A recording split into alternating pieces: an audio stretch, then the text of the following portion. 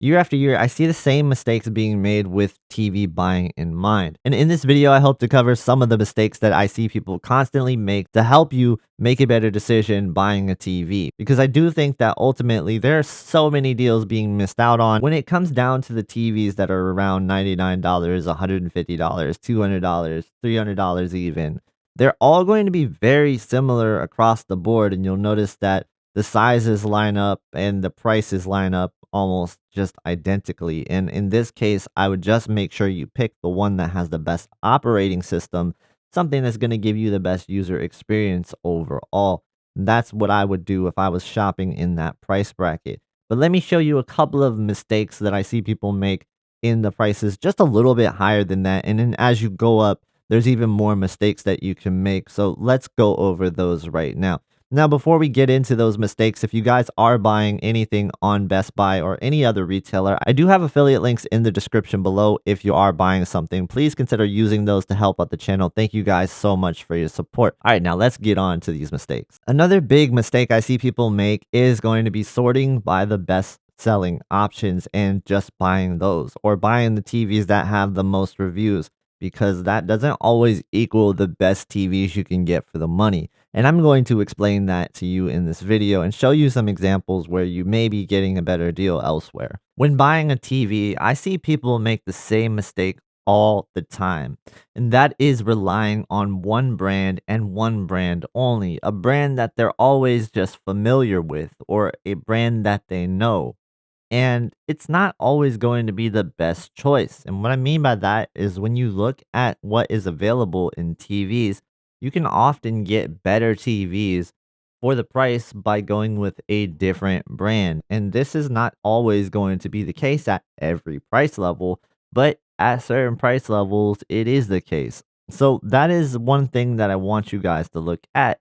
And that's why I'm going to go through a couple of these examples. So looking at these three TVs here, you can see that the Hisense QLED QD7 is going to be $429. The LG UR9000 is $549, and the Samsung DU8000 is going to be $579, while the 65-inch Bravia 3 is going to be $649. So that is going to tell you a few different things. You have a better deal available with the Hisense QD7, but not only that, you also have better specs available with the Hisense QD7.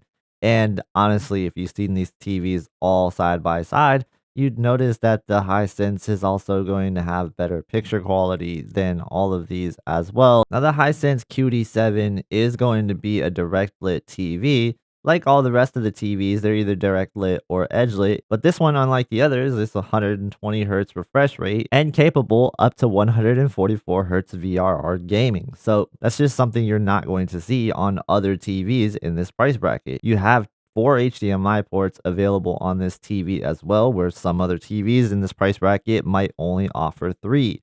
You also get 2 HDMI 2.1 ports here with the QD7. So yes, it's a direct lit TV like the rest of them, but you are getting just more specs and really better picture quality for the money, as well as it is a QLED TV, while the other TVs that are probably in this price bracket aren't going to be a QLED unless we're talking about Hisense or TCL. And if you thought that example showed you a lot, look at this example right here. The TCL QM7 is going to be a 120 hertz TV, also capable of 144 hertz VRR.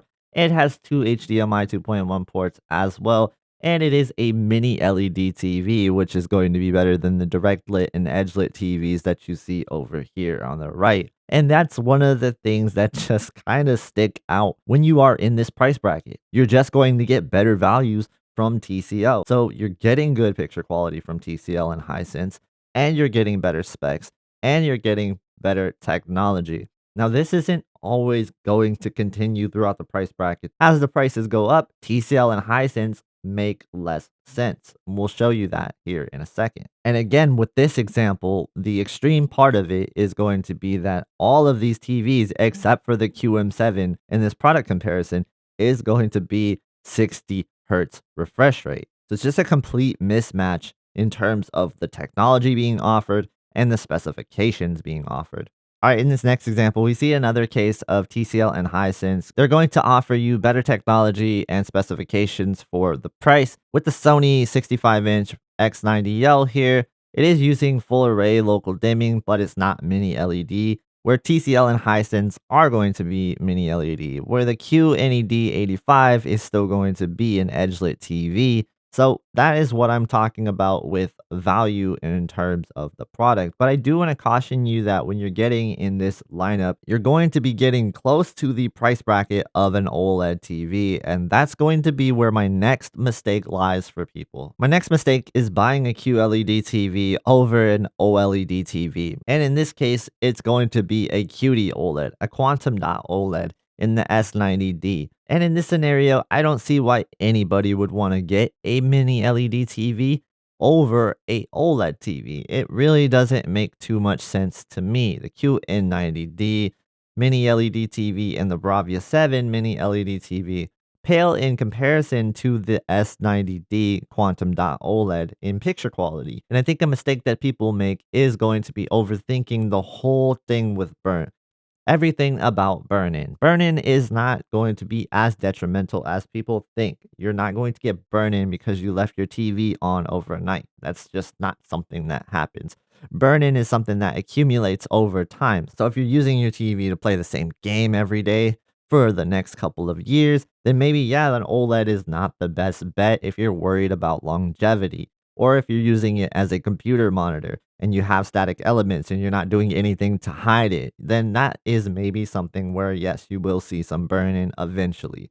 But I've been using an OLED for a computer monitor for a very long time. I have different OLED TVs in my house and I have yet to experience burn-in over the last couple of years. So I don't think burn-in is as big of a deal as people make it. I think it's more of a fear than a reality for most people. And I think that most owners of an OLED over the last couple of years can tell you this. Will there be a select few that have burn-in and they'll tell you their horror stories about it? Sure, there's no doubt about it, but OLED technology just keeps getting better with each year, and the burn-in protection mechanisms just keep getting better with time as well. Now, the next one I want to cover is going to be buying a more premium model in a smaller size just to get that extra brightness, that extra picture quality when you can get a very similar experience, maybe not as much brightness, in something that is 77 inches in this case. So this example would be a 77-inch S90D versus a 65-inch G4. And I actually get this question a lot. Which one should you buy? And my answer is always, which one do you need? Which size is going to make the most sense for your room? If you're sitting very far away from the TV and you decide to buy a 65-inch G4 and you're sitting, say, like 8 or 9 feet away from the TV, then I think that going with the 77-inch S90D is a no-brainer. So it does make sense to think about the TV size for your room. So that's another mistake that I see people make all the time is they end up getting a smaller TV for a bigger room just because it's quote unquote just because it's going to offer better picture quality or higher brightness.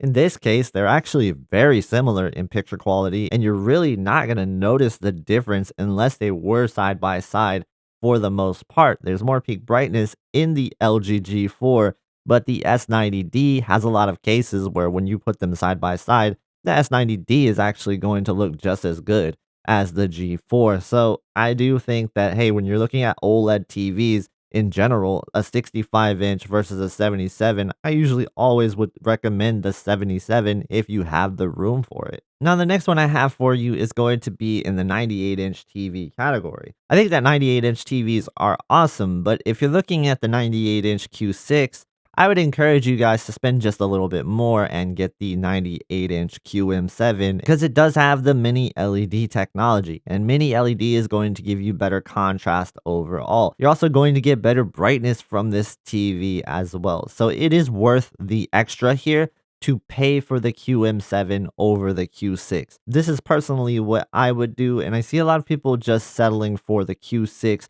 even though they have the budget to get the QM7, they just don't consider the QM7 because they think that the Q6 is such a great deal. And it is a good deal, but I do think the QM7 is a better deal and offers better picture quality for the money. So I would go with the 98-inch QM7 over the Q6.